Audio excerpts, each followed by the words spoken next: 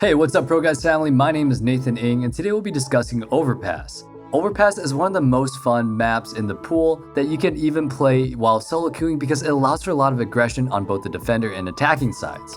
Unlike maps like Nuke, it doesn't require perfect teamwork and coordination to be truly effective. But much like Nuke, great teamwork does indeed help. I guess that applies to every single map.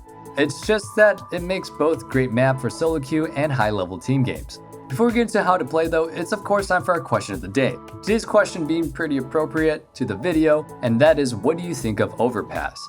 Personally, I think it's a very fun map because it combines both competitive and puggy aspects of other maps, but what are your thoughts? What do you guys think about it? Alright, let's go ahead and start talking about Overpass. So let's start talking about the first default setup on Overpass, so the positions where on the most gun rounds you'll want to have most players positioned. The basic Overpass setup requires 2 players on A and 3 players on B, one of which is the first rotator. Alright, sounds simple enough, but how should these players be playing and in what kind of positions? The A player should preferably be a duo queue as it requires a lot of teamwork. At least initially, you'll want to hold on to mid and long a bit before not giving the Ts all the map control for free. This is more difficult than it sounds though. In order to hold mid on Overpass, you'll have to hold connector, middle, party, and long all simultaneously. It doesn't even take a genius to figure out that that's not exactly easy to do, especially with just 2 players. But playing only 2 people hard on B side is also not exactly an option. Because of that, both players on A should be doing very coordinated plays. Maybe have one defender peeking middle early with an op, while the second player covers the connector rush and make sure that his teammate doesn't die. Maybe have one teammate sitting on toilets holding the party peek while occasionally peeking mid, while his teammate is in connector holding the push from there while also being able to fight middle with his teammate if need be. You can also have one player lurking in toilets while the other one watches long from flower pots. Maybe you want to have one guy alongside toilets while the other guy plays around divider.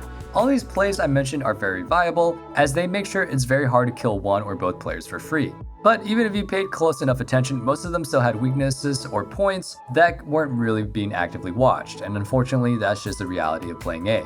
Basically, the goal of playing A on Overpass is not to hold mid at all costs, but rather to be going for aggressive play somewhere to get a pick or to force opponents to use a lot of manpower or utility towards taking it in the early round.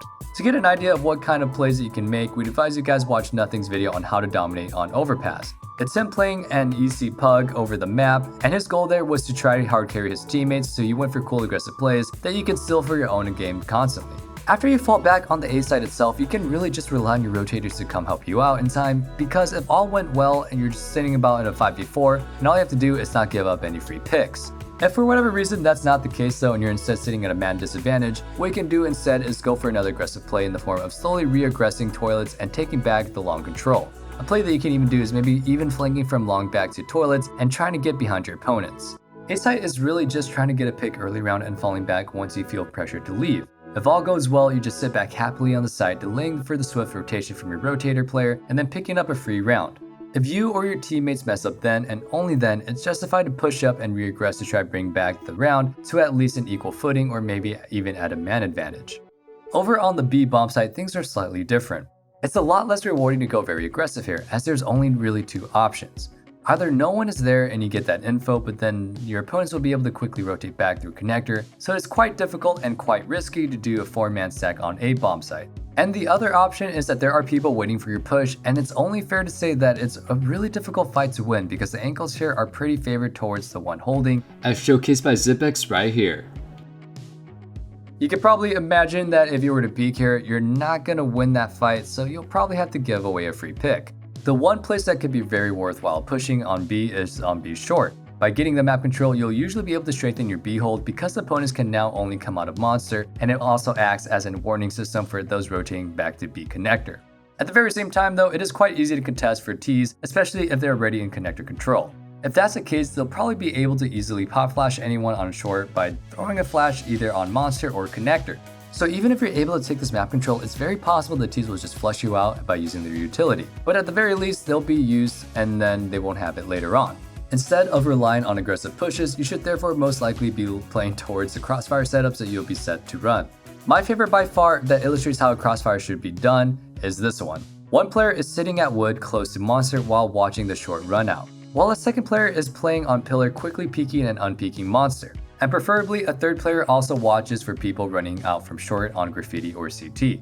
The idea of this crossfire is that once the player pillar spots an opponent in monster, he switches with a wood player. So now that player on wood will be holding monster and that player on pillar will be holding the short. The goal of it is to catch opponents running out of monster off guard, looking at pillar while they actually should be worried about wood. And even if the opponent managed to read the setup, the player holding from wood will still have an advantage from the shadow that will be shown before the player on monster is even able to peek.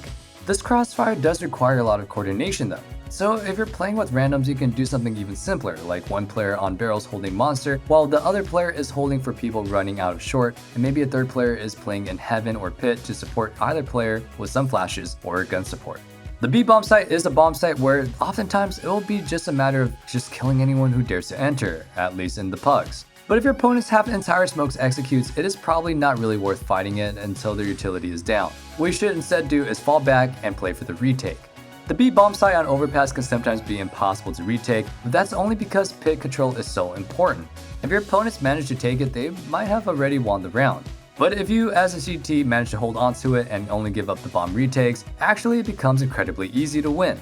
All you have to do is smoke off either the short or monster, holding the other angle and defusing the bomb. Aside from the pit, there aren't really many strong post blind spots for the Ts. So to summarize, basically, as we're defending, the A bomb site is all about making plays and going for aggressives. The B bomb site is more about carefully constructing crossfires in order to make taking it really difficult.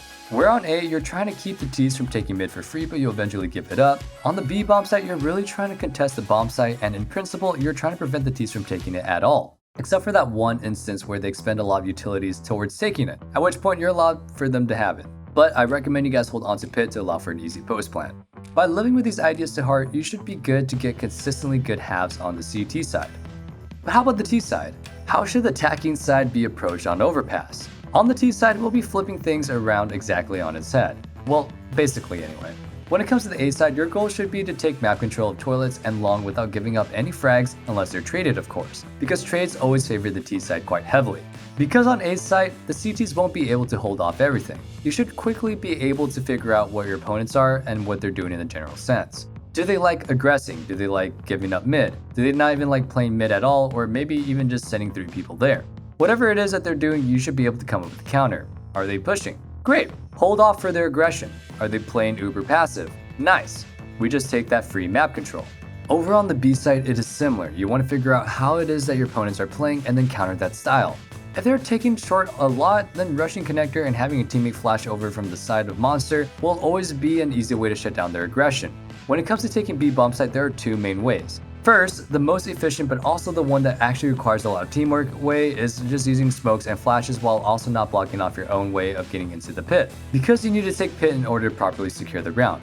If you're able to take the bomb site and get the bomb planted, but you don't actually manage to secure the pit, like we talked about when we discussed the CT side, you're still far from a good position. In fact, you're still quite likely to lose. So therefore, taking pit is essential when trying to win the after plan.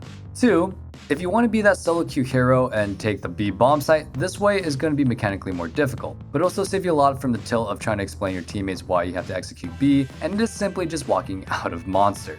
The fun thing about Overpass is that on the T side, as long as you're good enough, you'll be able to essentially walk out of monster and then just kill everyone. A lot of the times, people like to play on barrels, and if you're able to consistently win that fight, you'll be able to create a lot of space. After you won that fight a few times, your opponents will oftentimes either choose between peeking and unpeeking, or playing pillar, at which point you'll be able to walk out even more. If your opponent is peeking or unpeeking, you might just be able to completely get out of monster and kill any players in heaven, CT, or holding short. Of course, if you're doing the same thing every single round, at some point it's not going to work anymore. But if you go ahead and mix it up with other plays like going fast on connector, mid, or long, you'll be able to get lots of impact in without even needing the rest of your team. Overpass is a really great map because it allows for both great tactical aspects but also allows strong mechanical players to carry their team as long as they put themselves in the right positions. Well guys, that's going to be it for now. If you guys did enjoy it, make sure to leave a like, comment, and subscribe, and even ring that notification bell. Doing so will allow you guys to see more videos such as this. While you're at it, make sure to head over to ProGuides.com where you'll be able to get your own very personal coach that will help you improve. From personal experience, I can definitely say that coaching has helped me tremendously. Without coaching, I don't think I would be at the rank I'm currently at, and I truly can't recommend it enough. If you're still not convinced and you prefer something that you can just watch, you don't have to worry because we've got that covered too. Over at ProGuides.com, you'll be able to find some of the best guides, one made by the Simple himself, one of the best, if not the best CSGO player ever. And with that all being said, I hope you guys are staying healthy, staying safe, and you have a great day. Peace.